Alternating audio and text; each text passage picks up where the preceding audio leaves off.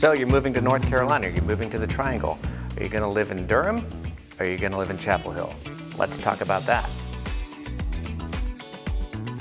Hey, I'm Bill Stevenson from Spotlight Realty, and going to get beyond the rivalry between the two universities, Duke University and University of North Carolina at Chapel Hill, to talk just a little bit about how the cities differ from one another and how the experience of living in those cities might be different and how you might prefer one or the other.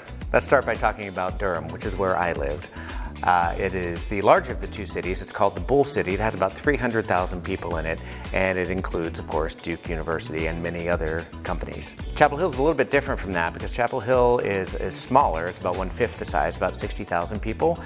And it has a university that's enormous, and so the university really kind of dominates the entire scene. The university is very, very prevalent in Durham as well, Duke University, but UNC being a university of 20-some thousand students in a city of 60,000, you can see that it really dominates a little bit more than Duke dominates in Durham. Due largely to the difference in the size of the two communities, Durham does tend to have more visitors, more things to do.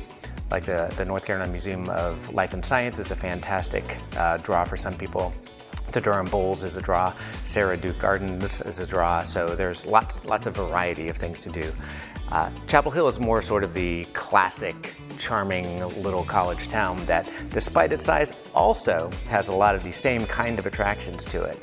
So don't think just because Chapel Hill is smaller that there's less to do. And by the way, the two towns are really so close together, they're basically one large town with lots and lots to do and lots of charm.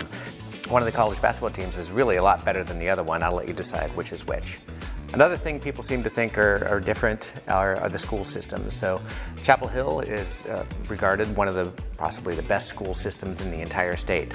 Durham's a little bit different. Durham has great public schools, but they also have a lot of private schools, a lot of charter schools, a lot of magnet schools that Chapel Hill really doesn't have, largely because the public schools are already so good. So Durham gives you lots of options in schools. Chapel Hill, you don't have so many options, but they're still excellent. So that's one difference that you might want to think about. Finally, there is a difference in the cost of living. Durham tends to be substantially less expensive than Chapel Hill as far as home prices go.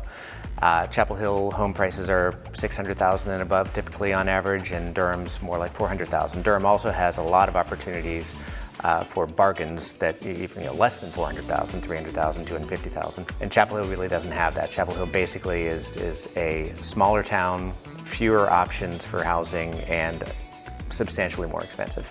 In both cases, though, the closer you get to the universities, the more expensive housing is going to be. So keep that in mind. In summary, both places are wonderful, both universities are fantastic, and you're gonna love living here. Oh, and don't forget, if you enjoyed this video, make sure you hit the like button, hit the subscribe button, hit the notification button, and you'll be alerted every time we come up with a new video about Durham and Chapel Hill. Thanks.